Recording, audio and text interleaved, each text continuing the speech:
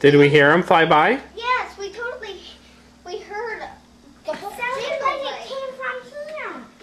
But no, we can't find him. He's gone. Well, he's probably just flying by checking things out, seeing if everybody's asleep and stuff. But he saw we're not. So he left. Come back. So he'll come back after you're asleep. I wanted to see him fly to the air. Well, did you look in the air? Do you see a red streak? No. You should turn the light off in the dining room. It'll be easier to see outside. I got it, guys.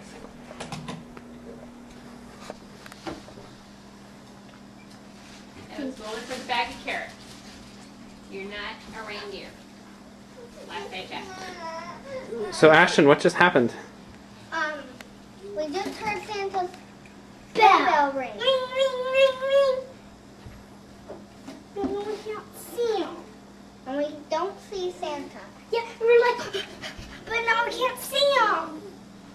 Well, he was probably like Daddy said that he saw him on the way home from Annie Mac's house. He's probably just flying around checking things out. But he's not going to come back. Of course he is.